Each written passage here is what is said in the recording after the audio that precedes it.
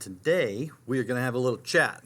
We're going to talk about words and we're going to talk about offense. We live in a world that is full of offense. I mean, there are legitimately offensive things out there. People are oftentimes rude, and the interesting thing is with the internet, which has enabled communication to really flourish, it seems like it just has brought out the meanest in people. I mean, you don't have to say anything mean or controversial for someone to come back at you online on Facebook or Twitter or whatever and just be brutal. Hey, Tammy Sue, how you doing? Chat is open. So as we discuss offense, what to do with it, giving it, taking it, all these things. It's actually, once you get an awareness of this, of the offense that does come and how to handle it, it really empowers you. Hey, Bridget, how are you doing today? So this idea of offense. Well, offense starts with understanding the power of words, not just the spoken words, but the written word. Hey, Arizona kid, I was just in Arizona last week.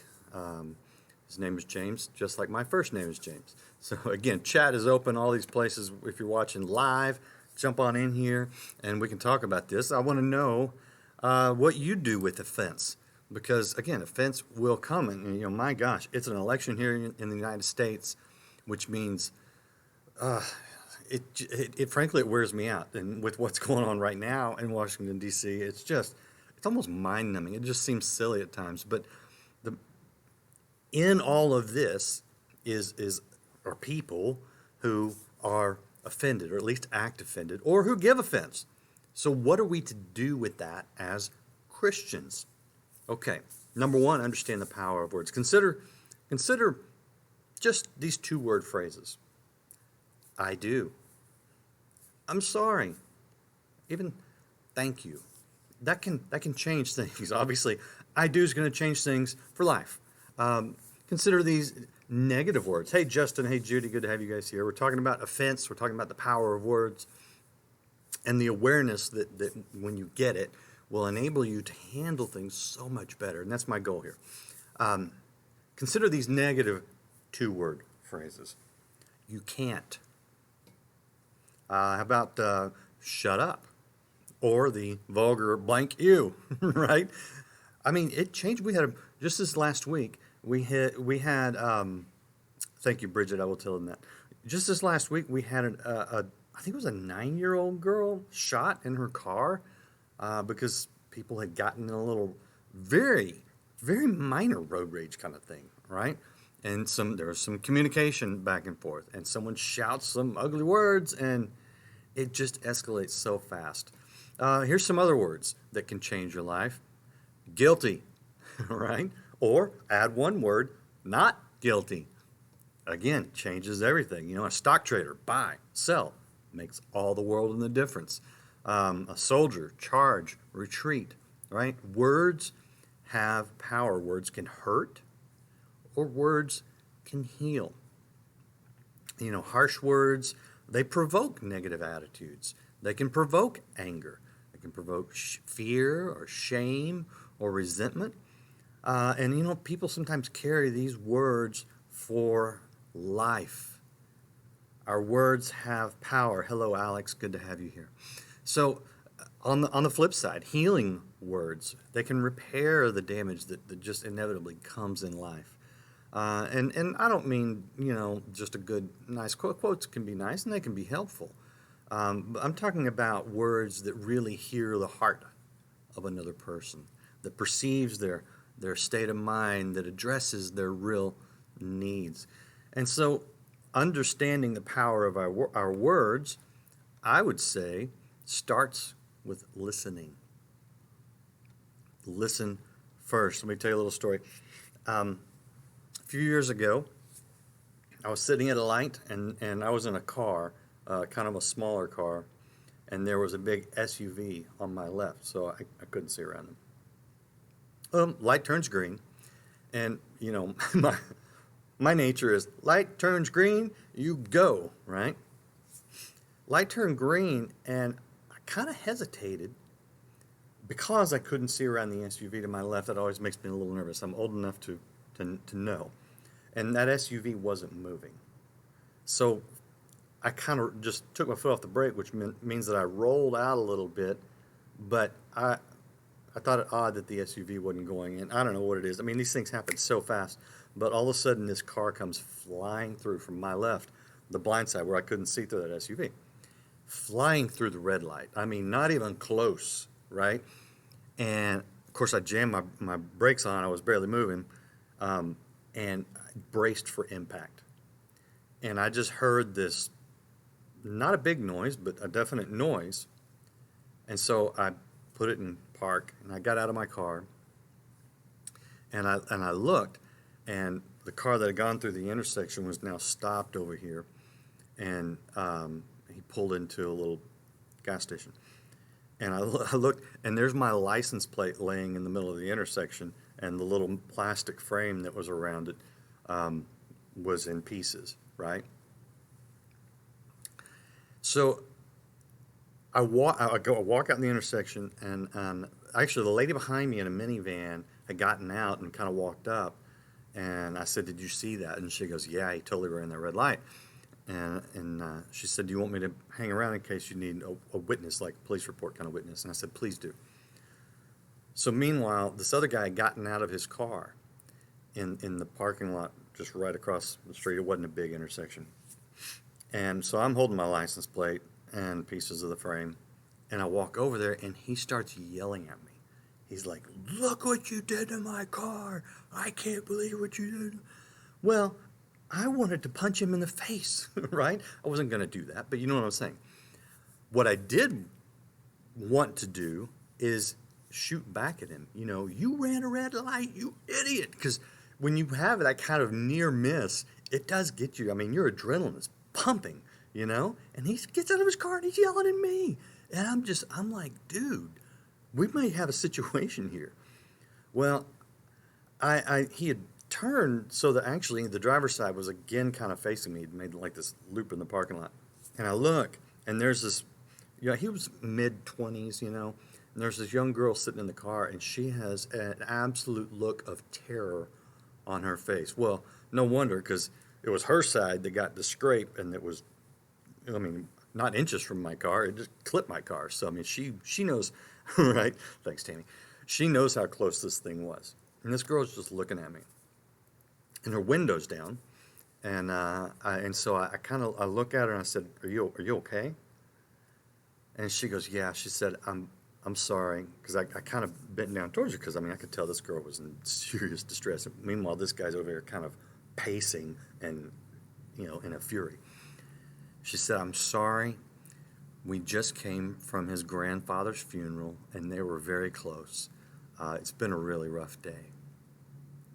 I thought, okay. So I kind of looked over at him, and he's like, what am I going to do? What am I going to do? Just to himself kind of thing. He said, "We don't have the money to fix this. I can't believe this happened." And I said, I looked at it, and I said, "Well, it still drives, right?" And he looks at it, he's like, "Yeah, I guess so." And I said, "It's a scrape, but honestly, his car was kind of a piece of junk anyway." So I'm thinking, I've driven this kind of car, and you get a door. I'm the kind of car that you get a door ding, you don't care, because it just blends in with the rest, right? Maybe you've driven one of those too. But I'm thinking, dude, I mean, yeah, it's an ugly scrape, because there was like my paint down the side of his car. But I'm like, "You're okay. She's okay. You'll be okay, and you can drive it home." And he's like, "Yeah, yeah." And so I looked over at my car. I had a little paint on my bumper, but again, it wasn't that big a deal. I'm not that uptight about cars. I'm just not. That's why I don't spend much money on them. And I said, "Look, just take care of your wife or girlfriend." And he's like, "My wife." I said, just take care of her. You guys had a rough day. Just go home. Don't run any more red lights. Things will get better for you. Things will get better." And he's like, yeah, okay. So he gets in his car, and the woman in the minivan behind me, I kind of walked over to my car. I said, "It's okay. Don't worry about it." Got in my car and drove away. That could have been a really big a road rage scene. I mean, like I said, people just, in the Dallas-Fort Worth area, especially Dallas, it's so bad, man. People are on such short fuses over there, and a lot of them have guns and use them in the wrong way, which is stupid because a lot of people have guns and will shoot back at you. Anyway, it's just listening first puts you in a much better position. There's a scripture, if I can find it, that says, spouting off before listening to the facts is both shameful and foolish. That's Proverbs 18:13. And that is so true. And it's so easy to do. And I told you a great story where I didn't shoot my mouth off. For that, every story like that, I've probably got 20 or 30 where I did speak way too soon. And it makes the situation worse.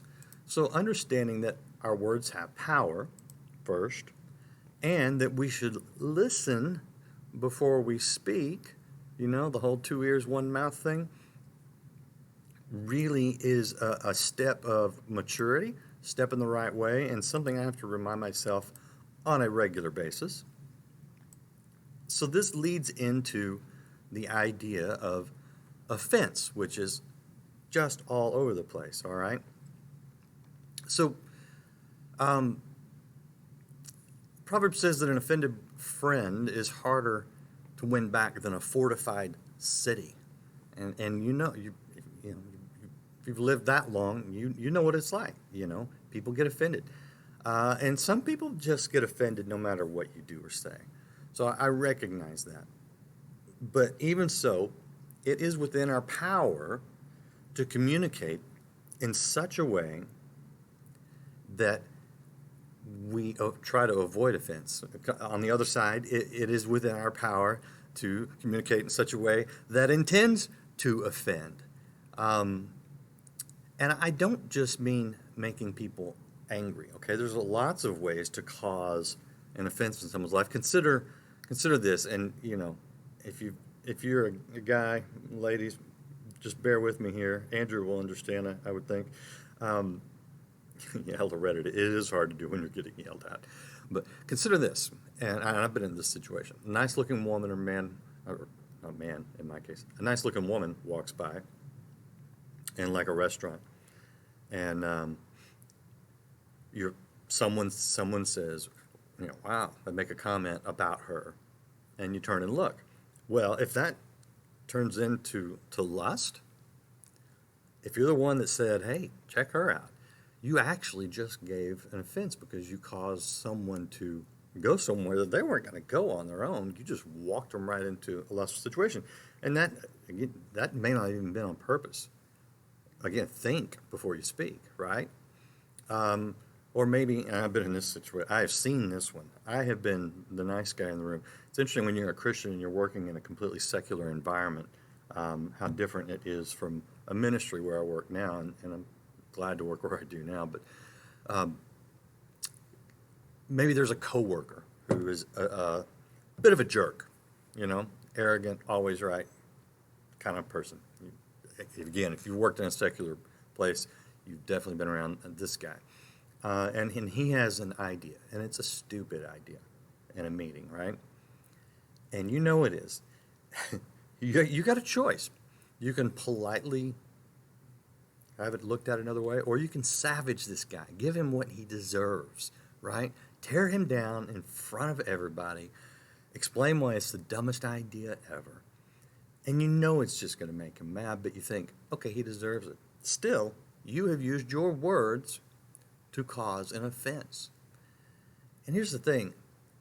Intentionally offending people, maybe we can come up with a scenario where it's justified, but it'd be real difficult to.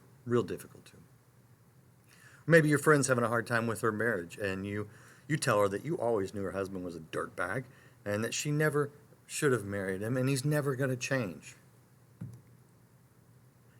That may be the natural perception, but do you realize the offense you have just given to your friend? Not that she's offended with you, but you have caused her to go into a negative mindset towards her husband.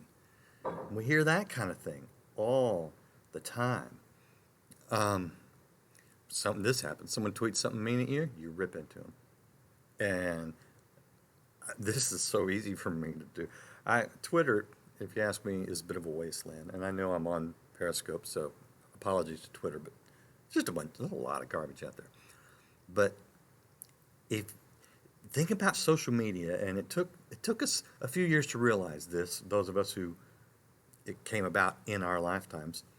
But you savage someone online, you rip them online, you tell them off, you put them in their place, the whole world can read it, and it stays out there forever. And a lot of people are finding that out the hard way.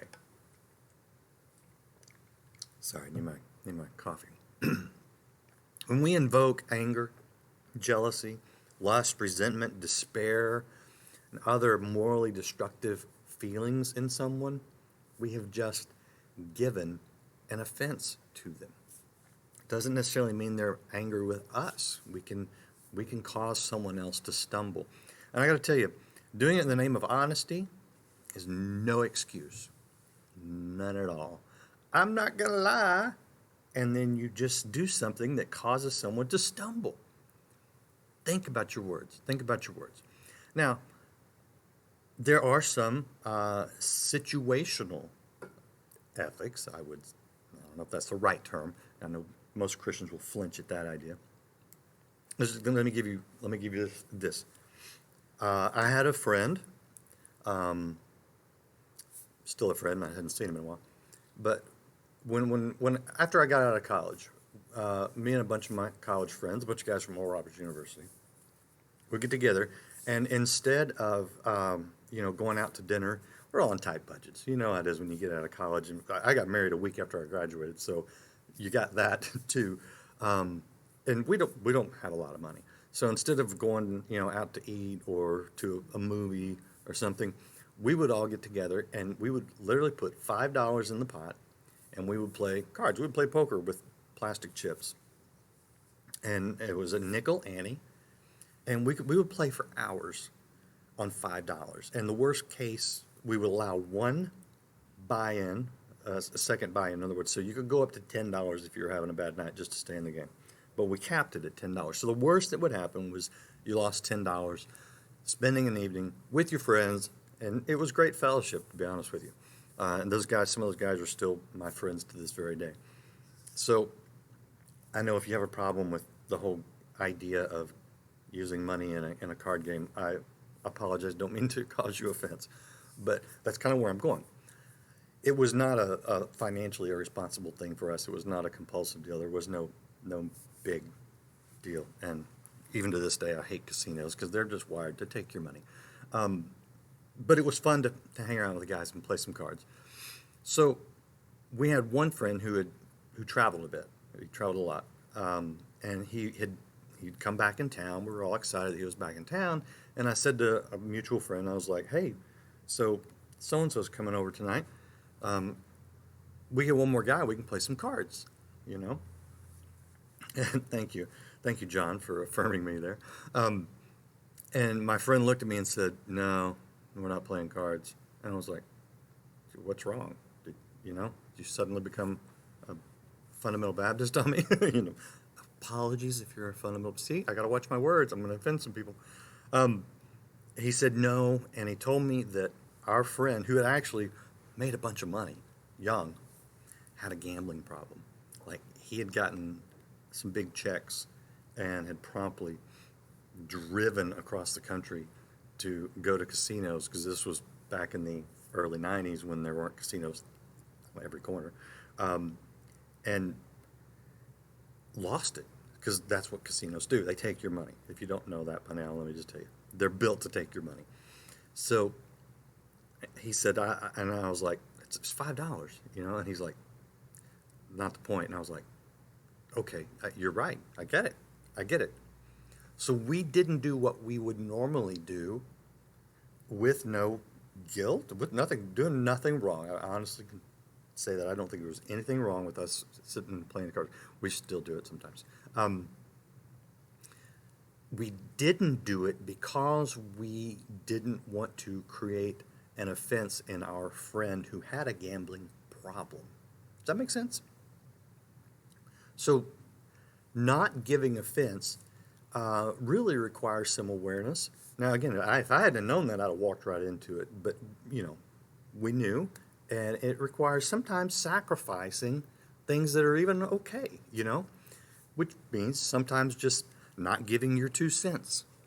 It's like, you know what, I know that my friend is having difficulty in his or her marriage, and so I'm going to not say anything that would stir that up. And I would urge you, just especially we're Christians, you know what we're supposed to do? It's not just to not give offense. And I don't think you guys are an offensive bunch of people. So it's just about awareness, but it's getting into the words that heal, To the friend with the gambling problem, the idea of staying strong, of confessing your sins to one another so that you may be healed, providing a safe place for him to talk about what it is that's driving him to this compulsion and how we're his friends no matter what, but we really want to see him whole, right? So, again, our words have tremendous power, tremendous power. Now, here's the last point, because this is the one that once I realized, it helped me a lot. And that is the idea that offense is a two-party transaction, okay? It's the person giving the offense, but it's also the person taking the offense. We have the term take offense. And when you say that, most people focus on the offense. I want to focus on the take, the verb, the action part of that phrase, because it is very real. Dostoevsky has a quote I like. He says, "He likes feeling offended. It gives him great pleasure, and thus he reaches the point of real hostility." Okay? We have a culture that likes not only to give offense, and not always intentionally, it's just the way they are, but I have, yes, Judy, you're exactly right. We have a culture that likes to take offense, sometimes where it's not even given. As Christians, I think this is a big, big deal. We must not go around looking for offenses that we can take upon us. Does that make sense? Offense will come. People will put it in your face. But we live in an age of anger. Everybody's offended by someone and they wear it like a badge of honor. It's crazy. People are offended by politicians, by traditional marriage, by minimum wage. They're offended by the national anthem. They're offended by the name of a sports team, the weather, old white men. I mean, everything's offensive. And people are all offended.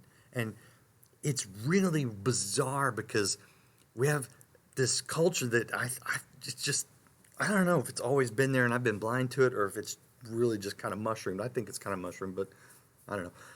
It's as if you are not moral unless you're outraged.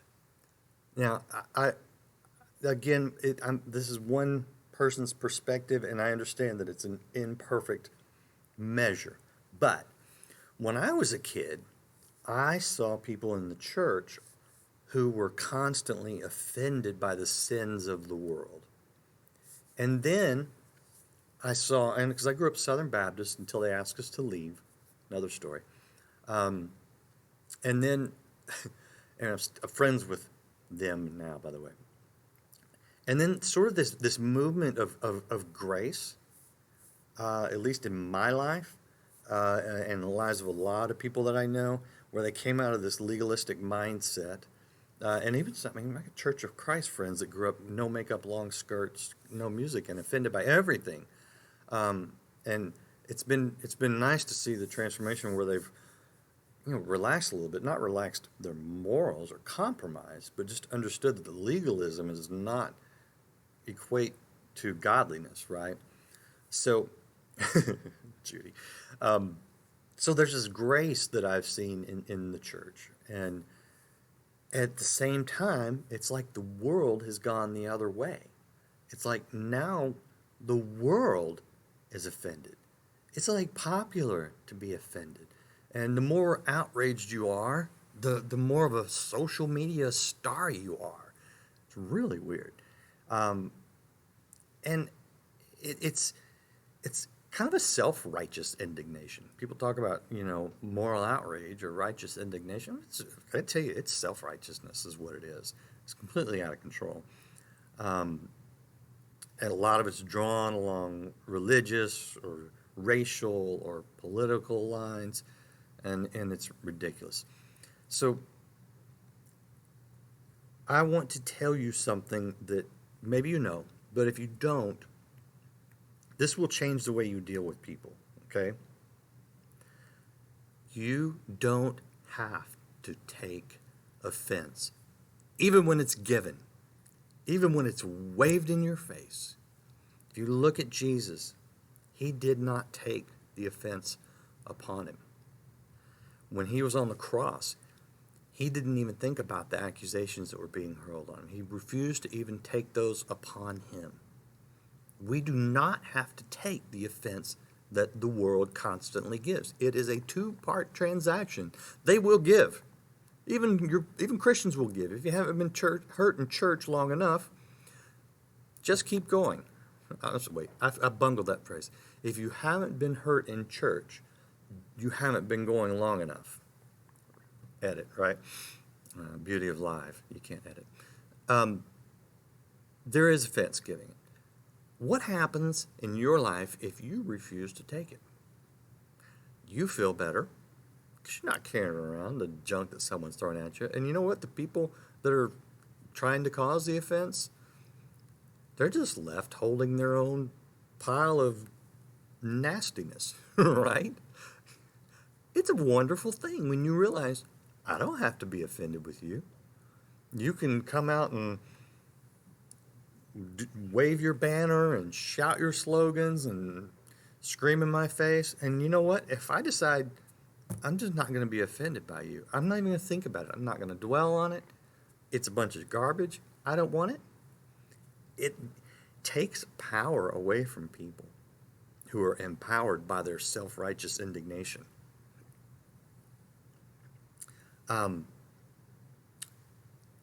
At the same time, I'm about balance, okay?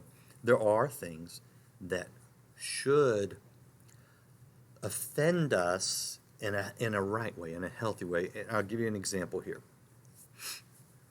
First time I went to Mozambique, many years ago, back not long after their civil war. Literally, there were still buildings that you could see where bombs had hit buildings. And we went up into some villages, and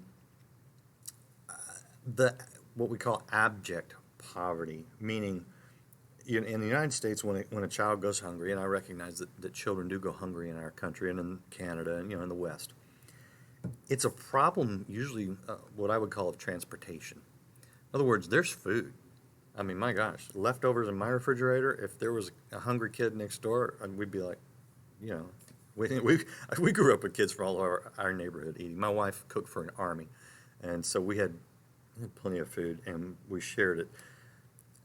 There's food to go around in our countries. It's a problem of getting it to the right people and awareness. When you get over to places like Mozambique, I was just in Angola a year and a half ago, it's not a problem of just transportation. There's literally no food.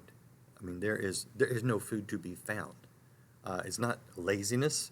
Sometimes it is ignorance, not knowing how to cultivate or how to get out of a situation. But it is literally a problem of no food. I was offended by the abject poverty, by the hunger, by the idea that people would not have any food, no matter how hard they worked. That a failure of a crop or something was not their fault, and they had to pay the consequence. Yet I come home, and good gosh, you go to a restaurant, and I know it's because they want to charge you more, but they give you way too much food. It makes me fat. at the restaurants here. That's why I don't go out that much. It's like I don't want to pay $15 for 3 meals, and then I feel like I have to eat it, because I will. So there's a difference, though, between offenses that need to be paid attention to, like the problems of hunger and of sex trafficking. I just interviewed a girl last night that had been trafficked for 6 years. Those offensive things we should notice.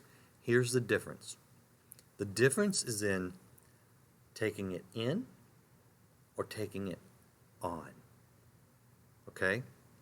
So I'll take the idea of sex trafficking, another thing that we combat here at the ministry. Trafficking anyone for sexual purposes is I mean, it's if it's not at the bottom, it is real close to the bottom of the worst, right? It is offensive. And so when I say we don't have to take offense, I'm not suggesting that we ignore the things that are that bad, that are that offensive.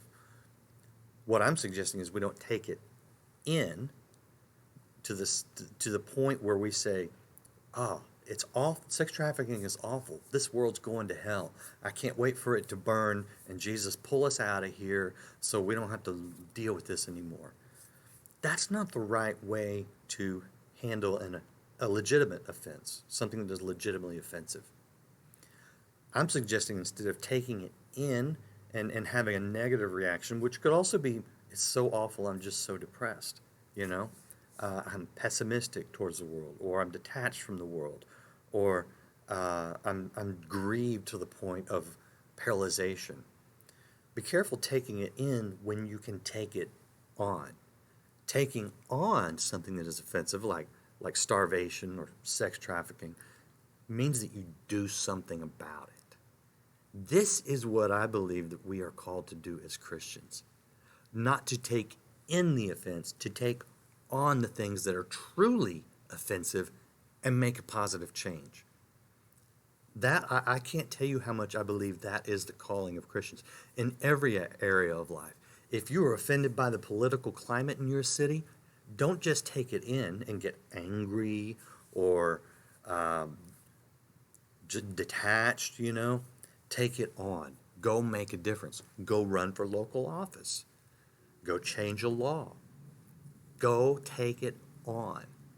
If you're offended by the climate in your office where people are backbiting all the time or tearing each other down, not doing their jobs, don't just take it in and say, man, my workplace stinks. It is rotten. They're a bunch of losers. They're a bunch of heathens.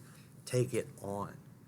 Go confront the wrong. Now, you may be thrown out of there, but you know what? You'll be thrown out with a smile because I stepped up and did the right thing, the godly thing in that place, and you will see some ramifications down the line. People notice, and if you get thrown out for doing the right thing, well, blessed are you when you were persecuted for God's sake, right? So that's what I want to discuss today, something that's been on my heart, and I hope that it's helped you maybe get some awareness so you know how to deal with things. If you see little offenses that don't warrant your time, just don't take them. People are going to give them, don't take them. If you see things that are legitimately offensive, don't just take them in, but take them on. Recognize the power of your words, listen to other people first, and go make a positive difference. Use your words to heal, to challenge, not to wound or condemn, but to spread the grace, the love, the truth, the kingdom of God. You have great power in your words. Use your superpowers for good, right? That's what the whole superhero thing's about. You got superpowers, are you going to use them for good, or are you going to use them for yourself or for bad? Well, in Christ we have superpowers, and we have the ultimate power, and we can use them for good. And so that's what I want to encourage you to do today. And I had an interview set up for today, but he is in Thailand, and so there's a bit of a time difference. So I'm actually going to do that later today, and I will show it to you guys next week when I am going to go out of town. So I appreciate Judy. Great comments again. Loretta, thank you for your encouragement and great contributions. Bridget, oh, who else? John, Tammy, who did I miss? If I missed you, I apologize. Thank you all from James, Andrew. Thank you for participating. And again, if you're not hanging out with us live, you're always welcome to, but I appreciate you watching the replay and sharing the conversations we have here. Deeper roots, better fruits. That's what it's all about. And check us out on these places. Whatever's best for you. Share, subscribe, especially if you're on Twitch. My goodness, I need more Twitch subscribers. So come on. And I will see you again tomorrow. We can have another chat. And sure appreciate you guys. You guys are awesome. Thanks for being here on Life Today Live.